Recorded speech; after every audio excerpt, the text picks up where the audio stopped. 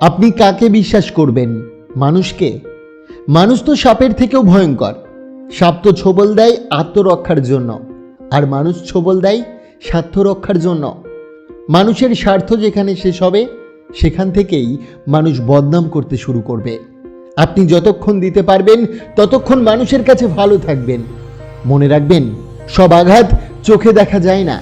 কিছু আঘাত আসে খুব চুপচাপ, হাসি মুখে, আত্মীয়তার আড়ালে। তুমি বুঝতেই পারবে না কখন তারা তোমার শক্তি কেড়ে নিচ্ছে। আচার্য চাণক্য বলেছেন, যে তোমার শক্তি কমিয়ে দেয় সে তোমার শত্রু, সে যেই হোক। আজ আমি আপনাদের বলবো 3 ধরনের আত্মীয় সম্পর্কে, যারা কখনোই আপনার আপন হতে পারে না, বরং সময় আসলে হয়ে ওঠে আপনার সবচেয়ে বড় শত্রু। প্রথমত, যে আত্মীয় সবসময় তোমাকে ব্যস্ত রাখে। তুমি জীবনে বড় কিছু করতে চাও, তোমার একটা বড় স্বপ্ন আছে, একটা লক্ষ্য আছে, কিন্তু আশ্চর্যের বিষয়, তোমাকে কেউ সরাসরি থামাচ্ছে না, কেউ বলছে না তুই পারবি না, তবুও তুমি এগোতে পারছো না। কারণ তোমার আশপাশেই আছে এমন কিছু আত্মীয় যারা তোমাকে সবসময় ব্যস্ত রাখে। তারা তোমাকে বলবে, এটা একটু করে দে, ওইখানে একটু যাস, তোর তো সময় আছেই। শুনে এগুলো খুব সাধারণ, খুব নিরীহ অনুরোধ মনে হয়, কিন্তু তুমি বুঝতেই পারো না এই ছোট ছোট কাজগুলোই ধীরে ধীরে তোমার বড় সময়টাকে খেয়ে ফেলছে।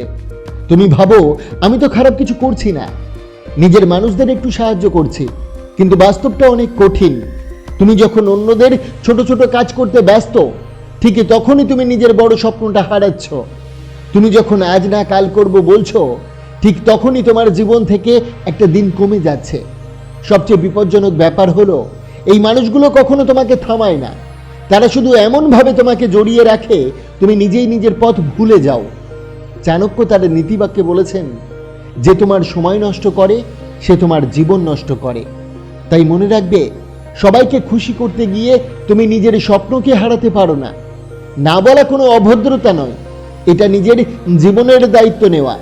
নিজের সময়কে সুরক্ষিত করো, কারণ সময়ই তোমার সবচেয়ে বড় সম্পদ। যাদের কাছে তোমার সময়ের কোনো মূল্য নেই, তাদের কাছে নিজেকে সস্তা করে দিও না। তুমি যদি নিজের সময়কে রক্ষা না করো, তাহলে একদিন দেখবে তুমি খুব ব্যস্ত ছিলে, কিন্তু কোথাও পৌঁছাতে পারোনি। দ্বিতীয় পয়েন্টে যাওয়ার আগে একটা ছোট্ট শিক্ষণীয় গল্প বলি, মন দিয়ে শোনো। একটা ছোট্ট হরিণ ছিল, তার একটা স্বপ্ন ছিল, একদিন সে জঙ্গলের সবচেয়ে দ্রুত দৌড়বিদ হবে। প্রতিদিন সে একা একা দৌড়াতো, নিজেকে শক্তিশালী করত।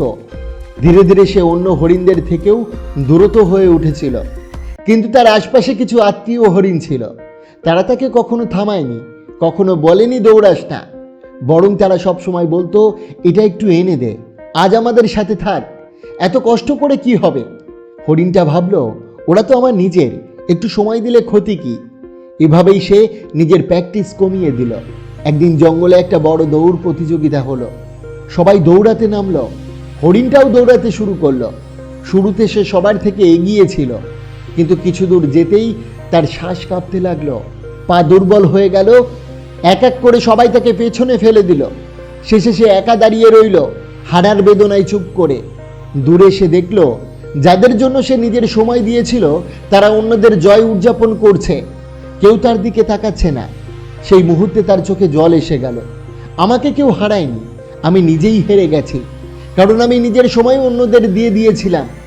এই গল্পের শিক্ষা কি জানো? জীবনে সবচেয়ে বড় চুরি সময়ের চুরি। কেউ যদি তোমার সময় নিয়ে নেয়, সে ধীরে ধীরে তোমার স্বপ্নটাই কেড়ে নিচ্ছে। চাণক্য তার নীতিবাক্যে বলেন, যে তোমার সময় নিয়ন্ত্রণ করে সে তোমার ভবিষ্যৎ নিয়ন্ত্রণ করে। তাই মনে রেখো, সবাই তোমার পাশে থাকে না তোমাকে এগিয়ে দেওয়ার জন্য।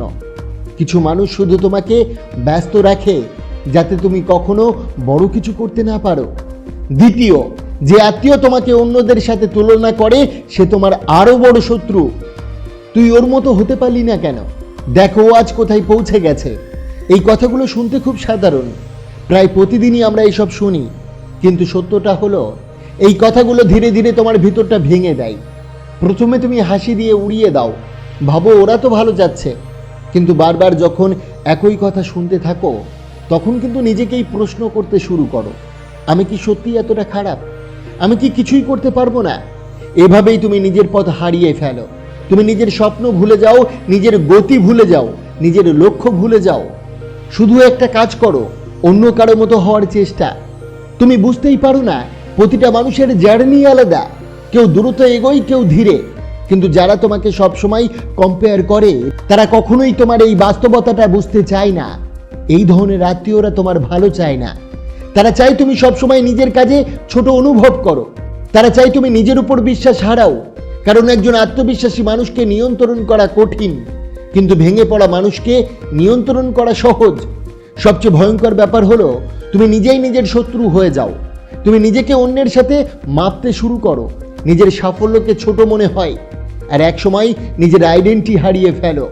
চাণক্য তার নীতিবাক্যে বলেন, অন্যের সাথে তুলনা করা নিজেকে অপমান করার সমান। তাই মনে রাখবে, তুমি কারো কপি না, তুমি নিজেই একটা আলাদা গল্প। নিজের পথ নিজেই তৈরি করো, কারণ অন্যের পথে হাঁটলে তুমি শুধু তার ছায়া হয়ে থাকবে। তুলনা নয়, উন্নতি করো। গতকালের তোমার থেকে আজকের তুমি ভালো হও।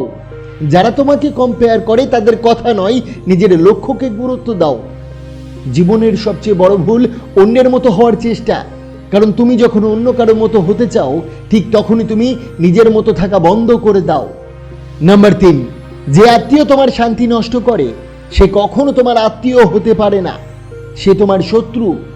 তারা কখনোই সরাসরি তোমাকে আঘাত করে না, কখনো সরাসরি খারাপ কিছু বলে না, কিন্তু তাদের কথা, তাদের আচরণ তোমার মনে একটা অদৃশ্য চাপ তৈরি করে। তারা এমনভাবে কথা বলে তুমি বাইরে থেকে হাসো, কিন্তু ভিতরে ভিতরে ভেঙে পড়ো। আমি তো মজা করছিলাম, তুমি এত সিরিয়াস কেন? তুই সব কিছু নিয়ে বেশি ভাবিস। শুনতে এগুলো হালকা, কিন্তু এর আঘাত খুব গভীর। তারা তোমাকে এমনভাবে ম্যানিপুলেট করে তুমি নিজের অনুভূতিকেই ভুল মনে করতে শুরু করো। তুমি ভাবো সমস্যা কি আমার?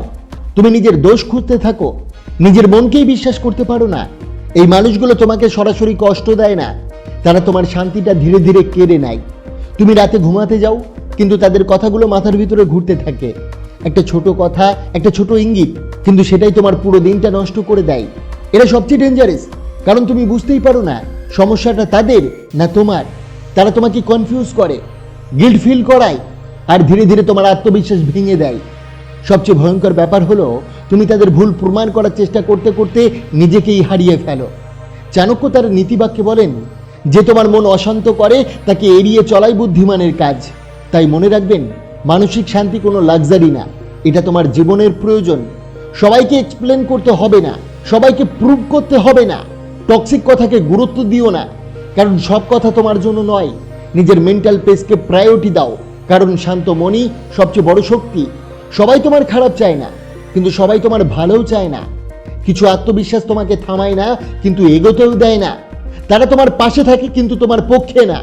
চাণক্য বলেন, শত্রু সে নয় যে তোমার বিরুদ্ধে দাঁড়ায়, শত্রু সে যে তোমাকে নিজের বিরুদ্ধে দাঁড় করায়। তাই চোখ খুলে দেখো, কে তোমাকে সত্যি শক্তি দিচ্ছে, আর কে ধীরে ধীরে তোমার শক্তি কেড়ে নিচ্ছে। নিজেকে বাঁচাও, নিজেকে সময় দাও, নিজের মন বাঁচাও।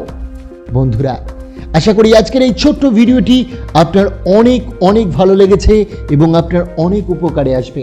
অবশ্যই ভিডিওটিকে একটি লাইক করবেন, কমেন্ট করবেন, প্রিয়জনের কাছে শেয়ার করতে ভুলবেন না। আপনাকে অসংখ্য ধন্যবাদ ভিডিওটি শেষ পর্যন্ত দেখার জন্য।